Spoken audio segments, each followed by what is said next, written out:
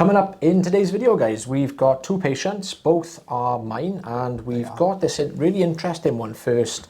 I had this patient come through to see myself feeling really blocked up, you know, this usual, full of wax, you know, a bit of dry skin in there. Thought, oh yeah, okay, that's you know, absolutely fine. But when I took a look inside the both ears, especially, I think I want to say it's this one, it might be the other ear, I can't remember which one it is, but you'll see what I mean in a second by, you know, it being a little bit of a strange sort of case. Yeah, there was basically these little tiny lumps that I could see in the ear. The patient wasn't aware of them. So we're just giving this a good old wiggle. Quite a big plug coming out of there. Yeah, that's, wow, that is a good one. Pretty beefy one there. Yeah. Now this ear, yeah, it's the other one that has the little bumps on the outside. Yeah. Now this one has a little one on the inside there, at the bottom of the ear canal. You can see that little white sort of lump at the bottom. Now I do try to remove it, because I thought it was just a little bit of dead skin, but as I put the suction to it, it didn't really jump up at the, so I don't really want to be poking and prodding against that. Patient didn't find it uncomfortable at all, but I said, oh look, you know, you've got this little, you know, bump inside the ear canal. It looks like a pile of dead skin. There's the little bumps, like there's one there, and I think there's one just underneath as well. Yeah, there is. Yeah, I was just getting a little, trying to get a good look. And there's another one just to the left there as well. Yeah. Now, I think these are what we call sebaceous cysts, which is, they're generally nothing to worry about, but I've referred the patient anyway because she was unaware of them. The only thing that kind of cropped up in the sort of history was that the patient's recently been on basically a period of steroids, quite strong steroids, and has recently come off the steroids. So I don't know, I couldn't be certain whether this is her body kind of reacting to the sort of change in the medication, but I'm not 100%, so I'm going to send a referral through just to get a GP take a look at these. So sebaceous cysts, they're just like fleshy lumps, basically. Yeah. You get them anyway, but they're like little lumpy bits, and if you press them, they're kind of quite soft. That's how you know usually they're sebaceous cysts. Yeah. When Mrs. B had her tonsils out and spoke to the ENT consultant there, we used quite a bit, and he was actually demonstrating, he was showing me and pressing into him, saying, oh, if it does this is a sebaceous cyst. I was like, all right, okay, fair enough then. So yeah, that was a really interesting little kind of, what do you want, my appointment down there? She was like, come and have a look. I was like, oh yeah, let's have a look, no problem, yeah, it's great. But yeah, they do pop up everywhere, and there's nothing to worry about. As long as it's not too big. That's the only time it would be an issue, is if they get too big, then they start blocking the canal. The only other thing that the patient said to me in this case here was, before the steroids, the patient used to get a lot of itching inside the ears, a lot of skin growing in there. Used to have them done sort of, you know, regularly every 6 months, but I think this was about 10 months since we last saw the patient. Oh, okay. And the patient actually said when she started the steroids, the itching just completely went. Yeah. And the steroids wasn't for the ears, it was for something completely different. Okay. But it seemed to really kind of, you know, help with the itching and the skin in the ear. It was obviously building back up, but she wasn't quite getting as much of that itching. So I thought that was quite interesting, actually. It's looking lovely and clear as well. You can see that little bit of skin that was stuck to the right-hand side, and even the plug looks wrapped in a little bit of skin, doesn't it? So we've got 4 centimetres, just over 4 centimetres. 1.75 inches, I'm going to go with that one. So this is also yours as well, isn't it? Yeah, also mine. Is a lovely gent. I think he was in his 90s. Really? Wears hearing aids. Basically got to the point where his hearing aids were just constantly just becoming blocked, and he was having to clean them quite regularly. So I thought, oh, do you know, I'll just go and get my ears checked. And yeah, it wasn't completely blocked. I think this was the better of the two sides. You could see the eardrum a little bit. Yeah. You can see we got all this kind of like skin and wax all mixed in together. Yeah. So it's a bit of a messy one it is. We're going to just peel away this dry skin. You can see where it's sort of working its way from that one corner, isn't it? Yeah. Patient, he wasn't really finding there was a problem. If anything, he said his hearing aids just sounded a little bit quieter. Sounded better, you know, obviously once the wax was removed, but yeah, there was no real symptom without the hearing aids. It was just a normal feeling ear canal. So we're just using a fine end now just to clean up these last little tiny bits. which, like we said in Katie's last video, they're a bit of a pain, these tiny bits, because They are. I was waiting in there, because you always wait for it to kind of go, straight up the tube. You want that whole lot to come out in one go. It doesn't always happen. No. Guys, make sure you stay tuned for Comment Corner at the end as well. Did your question make it into Comment Corner this week? There were 2 questions in there, so you've got a chance it's in there. So make sure you take a look at the end. There's definitely 2 people in there. There's definitely 2 different people in there as well. Yeah, definitely. I do try and pick 2 different people every week if we can. So yeah, we'll do it that way. There we are, just grabbing these last bits. Oh, that was a nice one. That was a nice bit of appeal there coming away. Bit of an awkward right in the corner here now. There we are. That one's come away lovely as well. Luckily, there was a bit of structure to the wax. It wasn't soft or wet or sticky, but brittle is the only way I would describe it. Just kind of breaking away in tiny little bits. You wouldn't want those sort of soft, sticky lumps down against the eardrum, because they would be a bit of a nightmare to get out. You would probably have to use a little bit of irrigation to get those out. Yeah, and I managed to take a little bit of that dry skin of the roof of the ear canal. So yeah, this was the ear that was causing the most problem. And as you can see, it's a little bit more full.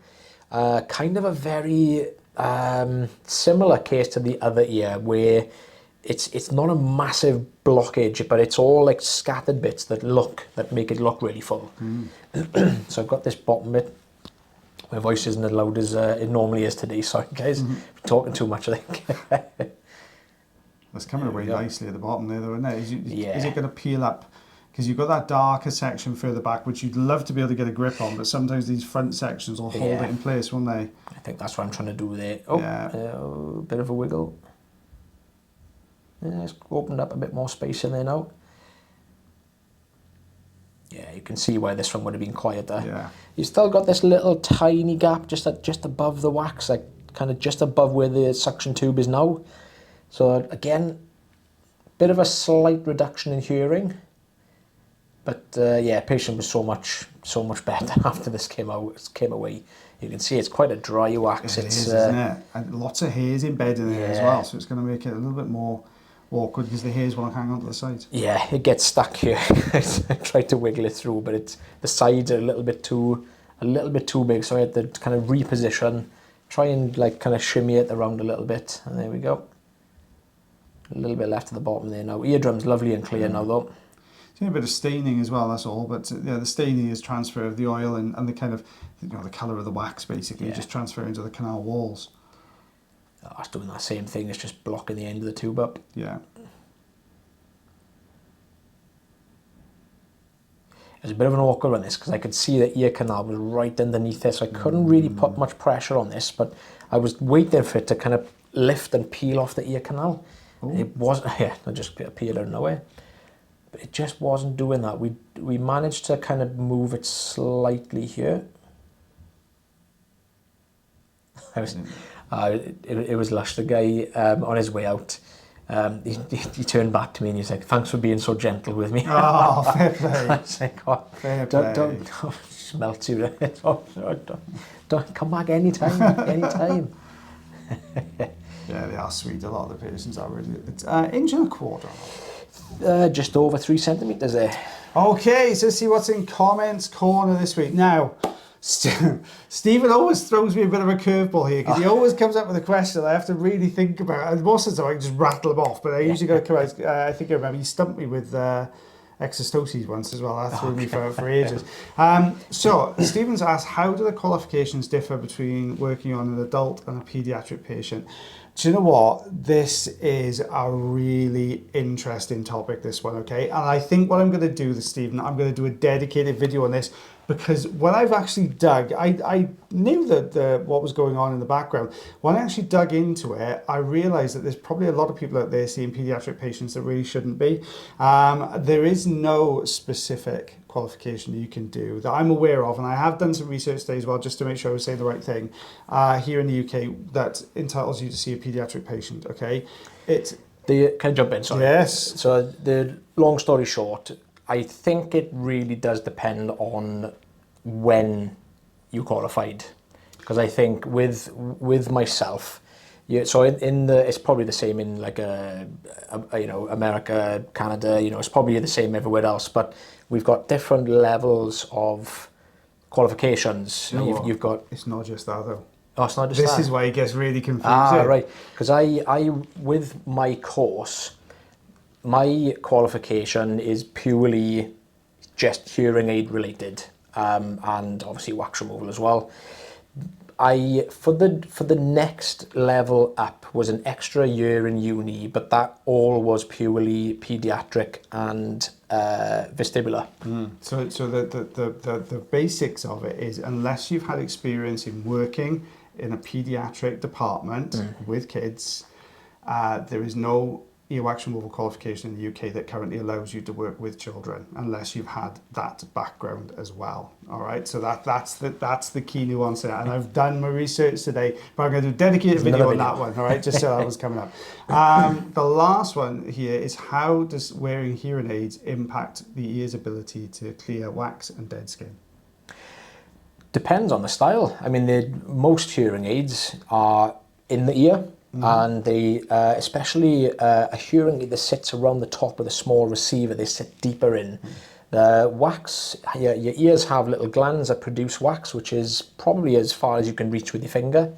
And that produces wax very slowly over time. Now, you might be lucky when you're using your hearing aids and you might get wax coming out with your hearing aid, but you also may have wax being pushed further in with the hearing aid, which is why we always suggest getting your ears checked regularly if you wear hearing aids. Every sort of 6 to 12 months, because the ear is always trying to expel the wax. That's what it does. It's got a perfect self-cleaning mechanism. I did a video on that, which is with about Q-tips as well, so I'll try and put a link up here so you can check that one out as well. But yeah, so basically it's always trying to self-clean, but with anything that plugs the end of the ear, as a hearing aid does, you'll find the wax can't get out, so it starts to build up around the end of the hearing aid. And as Taylor says, sometimes you're lucky, you take the hearing aid out, the wax will be attached. Sometimes you're unlucky and it starts to build up. So it's always worth, if you wear hearing aids, getting your ears checked every 6 to 12 months, just to make sure there's been no wax build up in there for you. There we are. Well, guys, if you enjoyed Comment Corner, put your questions in the comments below, and that way then we get to read them out as we've done today and answer them live.